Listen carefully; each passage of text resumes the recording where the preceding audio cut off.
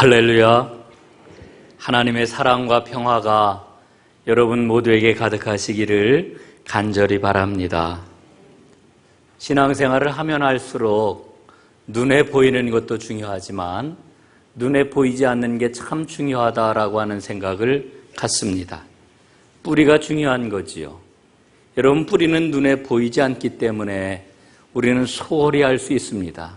그러나 뿌리가 보존하는 겁니다. 뿌리가 나무의 외형도 보존하고 우리 인생도 뿌리가 삶을 보존하는 겁니다.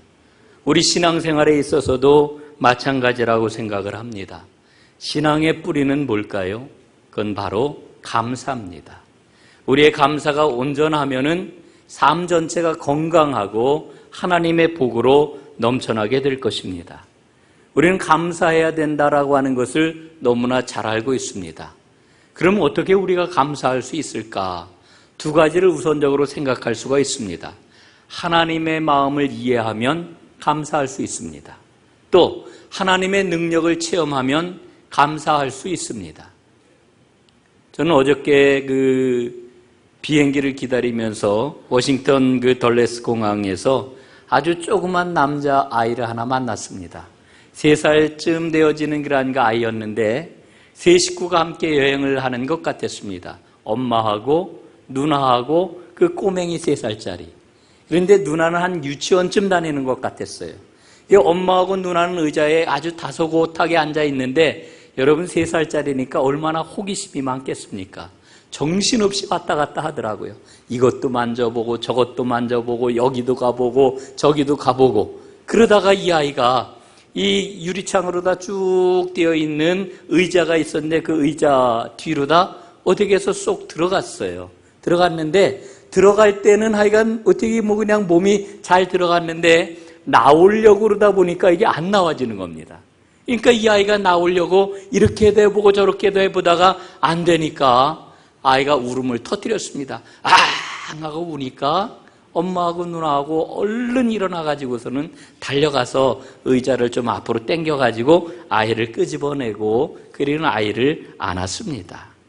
그런데요, 이렇게 아이를 안고 나서 아이는 계속해서 울고, 근데 엄마하고 누나의 그런 표정이요, 그 아이가 우는데도 불구하고 애를 보면서 너무너무 예쁘다는 듯이, 너무너무 사랑스럽다는 듯이 웃고 있는 그런 그 모습을 보았습니다.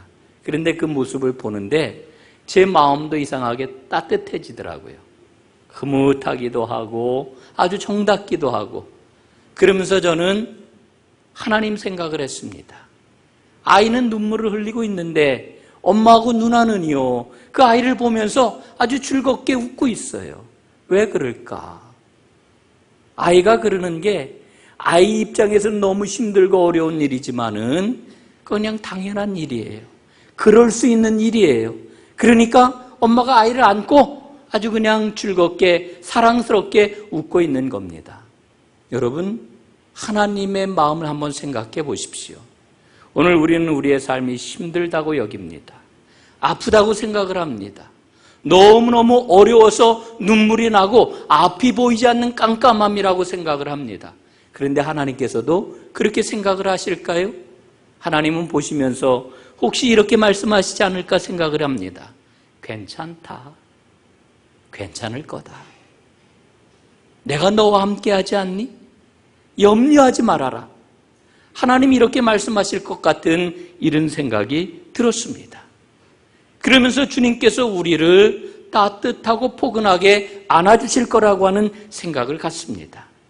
여러분, 하나님의 이와 같은 마음을 우리가 안다면 우리는 감사하는 삶을 살게 될 것입니다. 오늘 우리가 맥주감사주의를 하나님 앞에 드리고 있습니다. 여러분, 맥주감사주의를 그러면은 어떤 생각이 드십니까? 생뚱맞다. 아니, 웬 맥주감사주의? 보리가 어떻게 생겼는지도 모르는데 무슨 맥주감사주의를 지킬까? 여러분 중에 혹시 그런 생각이 드시는 분이 있을지도 모릅니다. 당연한 겁니다. 지금 우리가 농경사회가 아닌데 농사 짓는 사람도 없는데 이 맥주감사주의를 왜 지켜야 될까라고 하는 의문을 갖는 건 너무나도 당연하다고 생각을 합니다. 그런데 여러분, 이 맥주감사주일이 어디에서부터 시작이 되었을까요? 저는 이 맥주감사주일의 근원을 하나님의 명령에서 찾습니다. 구약 성경에 보면은 하나님께서 이스라엘 백성에게 명령을 하고 계시지요. 신명기 16장 16절에 보면은 이렇게 말씀을 하십니다.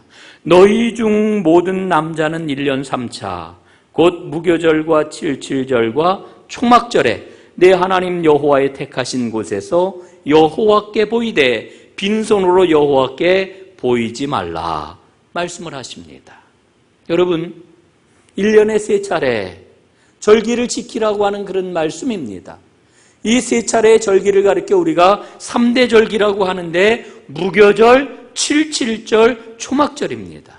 그런데 이 3개의 절기 가운데 칠칠절이 바로 오늘 우리가 지키고 있는 맥추감사절기입니다. 칠칠절은 보리 추수를 하고 하나님 앞에 감사함으로 절기를 지키는 그와 같은 날이었던 것입니다. 칠칠절은 그렇기 때문에 또 다른 말로 오순절이라고도 하고 맥추절이라고도 하는 이런 이름을 가졌던 것입니다.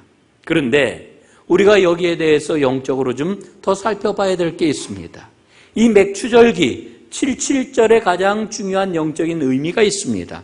그게 뭐냐 하면은 이 절기는 하나님께 율법을 받은 것을 기념하는 절기였다 하는 것입니다.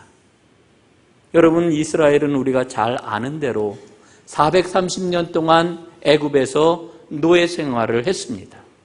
하나님이 그들을 불쌍히 여기셔서 그들에게 구원을 베푸셨고 해방이 되어 그들은 마침내 시내산에 당도하게 되었습니다. 그때 하나님께서는 이스라엘 백성에게 모세를 통해 율법을 주시게 되지요.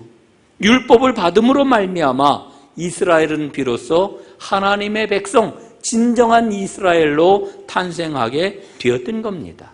이 절기가 바로 칠칠절이에요. 그런데 신약에 들어오게 되면은 이 칠칠절, 오순절이라고도 하지요. 이 맥추절에 주의 성령이 강림을 하십니다. 그래서 교회가 탄생을 하지요. 저는 이 하나님의 역사를 보면서 하나님의 섭리는 참으로 오묘하다라고 하는 생각을 갖습니다. 이스라엘이 구약에서 율법을 하나님 앞에 받음으로 하나님의 백성으로 탄생했던 그 절기에 하나님은 성령을 보내주셨고 그리고 새 이스라엘 교회를 탄생하게 하셨습니다. 그러니까 여러분, 오늘날 이 맥주절은 현대 교회에도 매우 중요한 의미를 갖는 절기라고 하는 것을 우리가 잊지 말아야 됩니다. 여러분, 신명기 16장 말씀에 보면은 맥주절에 대해서 4가지를 행하라고 명령을 하십니다. 첫 번째, 절기를 반드시 지켜라. 두 번째, 빈손으로 하나님 앞에 나오지 말아라. 세 번째, 하나님 앞에서 즐거워해라. 네 번째, 애굽의 종 되었던 것을 기억해라. 이렇게 말씀을 하십니다. 저는 그런데 이 4가지를 생각을 하면서 결국 이 맥주절을 지킨다라고 하는 것은 기억하는 것이고 감사하는 것이로구나, 이 생각을 합니다. 그러니까 이 절기의 가장 중요한 뜻이 뭐냐 하면은 하나는 기억이요 또 하나는 감사다, 이렇게 이야기할 수가 있는 것입니다. 여러분, 우리는 모두 다 복음으로 구원을 받았습니다. 복음이 뭘까요? 여러분, 복음을 어떻게 설명을 하십니까? 여러분, 복음을 딱 한마디 말로 정리를 하면은 이런 겁니다. 왜냐하면 그러므로. 이게 복음이에요. 성경은 복음 아닙니까? 여러분, 성경의 핵심적인 그런 그 모든 내용은 단 한마디로 정리를 하면은 왜냐하면 그러므로, 이렇게 정리를 할 수가 있는 겁니다. 여러분이 왜냐하면이라고 하는 것은 우리가 하나님께 받은 은혜를 가리키는 그런 말이죠. 그러므로라고 하는 것은 그 은혜에 대해서 우리가 어떻게 응답해야 되느냐, 이게 바로 그러므로입니다. 여러분, 여기에 대입을 해가지고 한번 우리가 설명을 해볼까요? 여러분, 구약의 이스라엘을 향해서 하나님께서는 무조건 감사해라, 이렇게 말씀하시지 않습니다. 먼저 기억하라고 말씀을 하셔요. 뭘 기억하라고 하는 걸까요? 애굽에서 노예 생활하던 것을 기억하라는 겁니다. 희망이 없고 절망적인 삶을 살았던 그 옛날을 잊지 말고 기억하라고 말씀을 하십니다. 그런데 하나님께서 은혜를 베푸셔가지고 그 노예 생활에서 해방이 되었다라고 하는 것, 그걸 잊지 말고 기억하라는 겁니다. 그게 바로 왜냐하면에 해당이 되는 거예요. 그게 은혜입니다. 그러므로 그 은혜를 기억하는 자, 그 은혜를 기억하는 민족은 당연히 하나님 앞에 감사하는 삶을 살게 된다라고 하는 거지요.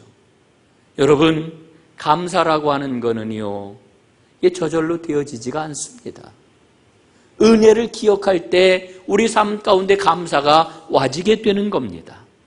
여러분, 신약의 성도들도 마찬가지입니다. 우리는 모두 다 왜냐하면에 대한 답을 갖고 있습니다. 우리는 모두 십자가 예수 그리스도의 그 보혈의 은혜로 구원을 받지 않았습니까? 이게 바로 우리가 갖고 있는 왜냐하면이에요. 예수님이 십자가에 달려 피 흘리심으로 우리가 구원을 받았습니다. 그러므로 우리는 감사하는 삶을 삽니다. 이게 바로 오늘 우리의 신앙의 내용 아닙니까? 많은 사람들이 제대로 된 인생을 살고 싶어 합니다. 그래서 돈도 많이 벌기를 원하고, 출세하기를 원하고, 인정받기를 원하고, 권력을 갖기를 원하고, 그런 것 아니겠습니까? 여러분, 성경도 그렇게 우리에게 일러주면 좋겠는데, 성경은 우리에게 제대로 된 인생을 사는 길을 어떻게 일러주십니까? 감사하는 삶을 사는 게 제대로 된 인생을 사는 거다, 이렇게 일러주고 있습니다.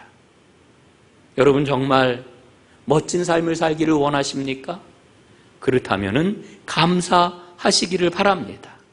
여러분, 하나님께서 절기를 지키라고 명령하시는 가장 큰 이유가 어디에 있느냐 하면은 감사를 체질화하라는 거예요. 감사하는 자가 되라고 하는 거예요. 그러므로 여러분, 감사가 없다라고 하면은 미안하지만 내가 정말 하나님의 백성이 맞나? 예? 하나님의 친자식이 맞나? 하나님의 친백성이 맞나? 여러분, 의심해 보셔야 됩니다. 감사하는 자가 하나님의 친백성입니다. 다시 말씀을 드리면은 감사하는 사람이 하나님이 어떤 분인지를 가장 잘 드러낸다라고 하는 겁니다. 여러분, 이와 같은 사실은요, 오늘 말씀을 통해서도 분명하지 않습니까? 오늘 15절에 보니까 말씀이 어떻게 시작이 돼요? 너희는 감사하는 자가 되라, 이렇게 말씀이 시작이 됩니다. 너희는 감사하는 자가 되라. 그런데 여러분, 여기에서 우리가 주목해야 될 게 있습니다. 너희라고 하는 게 누구를 가리키는 것일까? 여러분, 여기에서 너희는요, 예수를 알지 못하는 세상 사람들이 아닙니다. 여기에서 너희는 하나님을 믿는 사람들, 보다 더 구체적으로 말씀을 드리면은 이 골로새서 편지를 받고 있는 골로새에 있는 성도들에게 주고 있는 말씀인 것입니다. 그럼 앞에서도 우리가 살펴봤지만은 신명기서에서 하나님이 말씀하시지요. 너희는 은혜를 기억하고 감사하라, 이렇게 말씀을 하고 계시는데, 여러분, 하나님께서 말씀하고 있는 이 너희가 누구일까요? 이방인이 아닙니다. 하나님의 백성 이스라엘을 향하여서 너희는 기억하고 은혜를 기억하고 감사해라, 이렇게 말씀을 하고 있는 겁니다. 사랑하는 여러분, 오늘 본문을 그러므로 우리는 어떻게 읽어야 되겠습니까? 너희는 감사하는 자가 되라, 이렇게 말씀을 하고 있는데, 그 너희가 바로 오늘 이 자리에 앉아있는 여러분 한 분 한 분을 가리키고 있는 것임을 여러분 잊지 말고 이 말씀을 받으셔야 될 줄로 믿습니다. 너희는 감사하는 자가 되라. 여러분, 어떻게 감사하는 자, 감사하는 삶을 살아갈 수가 있을까요? 오늘 본문을 통해서 세 가지만 살펴보려고 합니다. 첫 번째로는 그리스도의 평강이 마음을 주장하게 해야 우리는 감사하는 자가 될 수 있습니다. 여러분, 여기에서 주장하게 하라 하는 말씀을 주고 있는데요, 이 주장하게 하라고 하는 말은 지배하게 하라 하는 말입니다. 여러분, 믿음의 문제는 결국 누가 나를 지배하느냐 하는 문제입니다. 이게 믿음의 문제예요. 여러분, 오늘 나를 주장하는 게 누구입니까? 예수님이 나를 주장하고 계십니까? 어떻습니까? 나를 지배하고 있는 것이 무엇입니까? 여러분, 세상 사람들을 보면은요, 돈의 지배를 받아요. 지식의 지배를 받아요. 경험의 지배를 받아요. 명예의 지배를 받아요. 권력의 지배를 받아요. 여러분, 그런데 우리는 누구의 지배를 받아야 합니까? 우리는 예수 그리스도의 지배를 받아야 합니다. 이게 예수의 사람들이에요. 오늘 최종적으로 내 삶을 결정짓는 것은 바로 예수 그리스도가 되셔야 된다라고 하는 거지요. 여러분, 감리교회를 창시한 존 웨슬리의 신학의 가장 큰 특징은 뭐냐 하면은요, 주님과 동행하는 삶이에요. 이분은 처음부터 끝까지 주님과 동행하는 삶이 가장 중요한 신학의 문제라고 봤어요. 여러분, 웨슬리가 말하는 그리스도인의 완전이라고 하는 아주 중요한 그런 그 신앙의 지침이 있잖아요. 여러분, 이 완전이라고 하는 게 뭡니까? 우리가 믿음을 가지고 구원을 받았다라고 하는 거는요, 구원받는 순간 우리 안에서 어떤 일이 일어나게 됩니까? 주님이 나를 통치하시는 일이 일어나는 거예요. 구원받았다라고 하는 것은 예수님이 나를 통치하는 자로 내 삶이 바뀌었다라고 하는 것을 뜻하는 거예요. 그런데 바로 그리스도의 통치가 점점 더 넓어지고 점점 더 깊어져서 완전하게 그분의 통치를 받게 될 때 우리는 그리스도인의 완전에 이르게 된다라고 하는 거지요. 이게 웨슬리의 이야기입니다. 사랑하는 여러분, 오늘 주님이 정말 나를 지배하고 계십니까? 나를 다스리고 계십니까? 여러분, 꼭 그럴 수 있기를 간절히 바랍니다. 골로새서 2장 6절에 보면은요, 아주 귀한 말씀을 우리에게 들려주고 있어요. 우리는 그리스도를 주로 받았습니다. 여러분이 구원받았다라고 하는 말을 성경에서는 아주 다양한 그런 표현으로 다 우리에게 제시를 해주고 있는데, 여러분, 그런 표현들을 하나하나 찾아가지고 한번 묵상을 해보면은요, 우리가 받은 구원이 얼마나 그 내용이 풍성하고 아름다운지를 우리는 볼 수가 있게 되지요. 골로새서 2장 6절은 구원받은 자의 마음, 구원받은 자의 상태를 너희는 그리스도를 주로 받았다, 이렇게 표현을 하고 있습니다. 여러분, 우리는 예수 그리스도를 주로 받았습니다.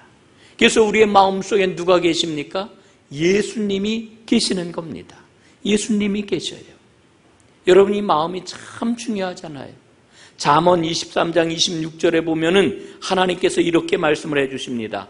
내 아들아, 내 마음을 내게 주며 내 눈으로 내 길을 즐거워할지어다, 이렇게 말씀을 합니다. 여러분, 하나님이 뭐라고 그러시느냐 하면은 마음을 달라고 말씀을 하셔요. 마음을. 여러분, 내 마음이 주님께 바쳐졌습니까? 여러분, 우리의 마음에 지금 깃발이 휘날리고 있는데 그 깃발이 누구의 깃발입니까? 예수님의 깃발이 여러분의 마음속에 휘날리고 있다라고 하면은 우리는 틀림없는 예수의 사람일 것입니다. 그러나 우리의 마음에 욕심의 깃발이 휘날리고 시기의 깃발이 휘날리고 미움의 깃발이 휘날리고 질투의 그런 그 깃발이 휘날린다라고 하면은 미안하지만 그 마음은 마귀가 점령한 겁니다. 여러분, 예수의 깃발이 휘날릴 수 있기를 간절히 바랍니다. 그래서 내가 정말 예수의 지배를 받는, 예수님의 통치를 받는 예수의 사람이 될 수 있기를 간절히 바랍니다. 그럴 때 우리는 감사하는 삶을 살 수 있게 되는 거지요. 두 번째로는 그리스도의 말씀이 풍성해져야 합니다. 여러분, 곳간에서 인심이 난다, 이런 말 다 아시죠? 살아볼수록 정말 그런 것 같아요. 곳간에서 인심이 납니다. 여러분들의 곳간이 풍성해져 가지고 여러분들의 인심이 넘쳐나는 그런 삶을 사시기를 간절히 바랍니다. 그런데 이건 영적으로도 정말 다 적용이 되는 그런 말씀입니다. 영적으로도 맞아요. 여러분, 그리스도의 힘이 어디에서 나올까요? 말씀에서 나오는 겁니다. 말씀에서. 웨슬리의 1738년 5월 24일 올더스게이트 회심은요, 어느 날 갑자기 뚝 떨어진 그런 그 사건이 아니에요. 웨슬리는 늘 말씀을 가까이 했습니다. 말씀을 사모했습니다. 열렬히 사모하고 그리고 영적으로 갈급했습니다. 여러분, 그 결과가 웨슬리 회심이라고 하는 결과로 나타났던 거예요. 말씀을 가까이 하는 게 너무너무 중요합니다. 며칠 전에 바이블 25에 실렸던 송대선 목사님의 짧은 묵상글이 저는 큰 은혜가 되었어요. 이런 내용입니다. 근원이 없는 큰 저수지가 되기보다 끊임없이 솟구치는 샘이 되라. 그 짧은 글을 읽는데 제 마음에 와서 팍 바뀌더라고요, 이 얘기가. 여러분, 세상은요, 큰 저수지를 만들어가지고 거기에다 잔뜩 물을 잡아놓는 게 이게 성공이라고 생각을 하는데, 근원이 없는 저수지가 아니라 날마다 말씀의 샘이 솟구치는 삶을 사는 게 이게 진짜 풍성한 삶을 사는 거예요. 여러분, 예레미야 선지자는요, 하나님 진노의 말씀을 이스라엘에게 전하고 계십니다. 뭐라고 전하고 있습니까? 너희가 두 가지의 악을 저질렀는데, 그게 뭐냐? 생수의 근원이 되시는 하나님을 버리고 스스로 웅덩이를 파고 거기에 물을 받아 잘 살 수 있다고 생각한 것, 이게 너희가 저지른 죄악이다. 이렇게 이야기를 합니다. 하나님은 생수의 근원이세요.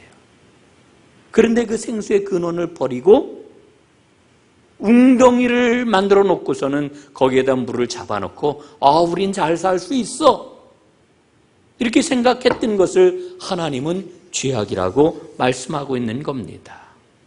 사랑하는 여러분, 말씀이 풍성해야 우리는 감사하는 삶을 살 수 있습니다. 오늘 16절 말씀을 한번 보세요. 그리스도의 말씀이 너희 속에 풍성히 거하여 시와 찬미와 신령한 노래를 부르며 마음의 감사함으로 하나님을 찬양하고, 이렇게 말씀하고 있잖아요. 여러분, 매일 말씀을 읽으시기를 바랍니다. 그리고 매일 말씀을 묵상하시기를 바랍니다. 그러나 그보다 더 중요한 것, 깨달아지고 은혜가 되는 말씀 앞에 순종하시기를 바랍니다. 여러분, 순종할 때의 그 말씀은 내 말씀이 되는 겁니다. 그럴 때 우리는 말씀으로 풍성한 삶을 살게 되는 거지요. 말씀으로 풍성한 삶을 살게 될 때 여러분은 틀림없는 감사의 사람이 될 것입니다. 이 감사의 삶을 살아가시기를 주님의 이름으로 축복합니다. 자, 이제 마지막으로는 무엇을 하든지 예수의 이름으로 하게 될 때 감사하는 삶을 살 수 있습니다. 여러분, 오늘 말씀을 보니까요, 본문에 무엇을 하든지 말에나 일에나 다 주 예수의 이름으로 하고, 이렇게 일러주고 있습니다. 예수의 이름으로 하래요. 무엇을 하든지. 특별히 말을 할 때 여러분, 예수의 이름으로 말을 하시기를 바랍니다. 이 예수의 이름으로 말을 하는 게 뭘까? 어디든지 예수님이 명하노니, 내지는 예수님의 말씀이다, 이렇게 하는 게 예수님의 이름으로 말을 하는 걸까? 아닙니다. 예수의 이름으로 말을 한다라고 하는 것은 그 말 속에 항상 생명을 담으라고 하는 겁니다. 그 말 속에 항상 긍정을 담으라고 하는 겁니다. 긍정의 말, 생명의 말을 하는 것이 바로 예수의 이름으로 말을 하는 겁니다. 여러분, 강문호 목사님 아실 거예요. 이분이 집회를 하기만 하면은 꼭 빼놓지 않고 하는 이야기가 있습니다. 그게 뭐냐 하면은 우리나라가 불일듯 일어나게 된 데는 다 이유가 있다는 거예요. 여러분, 옛날에 얼마나 가난했습니까? 우리가 정말 가난했어요. 그 가난의 기억을 더듬어 보면은요, 그 중에 제일 선명하게 남아있는 기억이 뭐냐 하면은 어렸을 적에 그 애들이 말이죠, 얼마나 꾀제제했는지 몰라요. 정말 꾀제제했어요. 젊은 사람들은 상상이 안 될 거예요. 예? 겨울이 되면은요, 손이 그냥 다 트고요. 볼은 항상 빨겠어요. 이 추위 때문에 볼은 그냥 빨갛게 상기가 되고요. 그 다음에 특징적으로 나타나는 게 뭐냐면 옛날 애들은 왜 이렇게 코를 많이 흘렸는지 몰라요. 예? 난 코를 흘렸던 기억은 없는데 하여간 코가 굉장히 많이 흘렸어요. 그래가지고 아이들 그 겨울에 보면은요, 옷소매가 전부 공통점이 있어요. 옷소매가 맨질맨질해요. 예? 여러분들은 어렸을 적에 다 풍성하게 사셨기 때문에 별로 그런 기억들이 없으시죠? 근데 저는 많이 봤어요. 그냥 옷소매가 맨질맨질해요. 아이들이 이렇게 막 추위에 이렇게 막 뛰어놀고 이러면은 참 이상하죠? 요즘 아이들은 코도 안 흘리던데 옛날 아이들은 코가 얼마나 많았는지 놀다 보면은요, 코가 이만큼 내려옵니다. 그럼 이 코를 어떻게 해요? 하면은 이게 쑥 들어가요. 이제 이게 내려왔다 올라갔다 하는데 그걸 보다가 이제 엄마가 어떻게 합니까? 그 아이를 부르든지 아이한테 가가지고 코를 닦아줘요. 코를 닦아줄 때 어떻게 닦아줍니까? 예? 딱 어깨를 잡고서는 코에다가 이제 뭘 대고서는, 예? 야, 이놈아, 흥해라. 흥! 예? 흥하라고. 이렇게 하고서는 애들 코를 다 닦아줬지요. 강 목사님 얘기는 엄마들이 그렇게 가난했을 적에 아이들 코를 닦아주면서 흥해라, 흥해라, 흥해라, 흥! 이래가지고 우리나라가 잘 살게 되었다는 겁니다. 여러분, 저는 그 이야기를 들으면서 야, 참 말도 잘 갖다 붙인다. 뭐 이런 생각을 우리가 하게 되는데, 그런데 한번 생각을 해보면은 참 깊은 의미가 담겨 있다고 저는 생각을 합니다. 여러분 보세요. 왜 하나님께서 우리에게 감사절을 지키라고 하실까? 그 이유가 뭘까? 그 까닭이 뭘까? 여러분, 성경에서 하나님께서는 이스라엘에게 절기를 꼭 지키라고 하시는데 절기를 지킬 때마다 감사해라, 감사해라, 감사해라. 여러분, 그 이유가 어디에 있습니까? 그 이유는 오직 하나입니다. 감사하는 자가 될 때 우리는 하나님의 진정한 복을 누릴 수 있기 때문에 그래요. 감사하는 자가 될 때 우리는 진정으로 하나님의 백성답게 살 수 있기 때문에 그래요. 그게 복입니다. 그게 하나님의 뜻을 이루는 길입니다.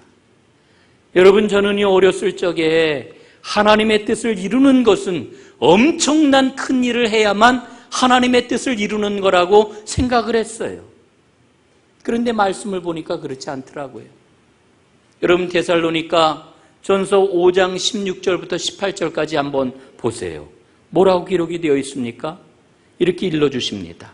항상 기뻐하라, 쉬지 말고 기도해라, 범사에 감사해라. 이는 그리스도 예수 안에서 너희를 향하신 하나님의 뜻이니라.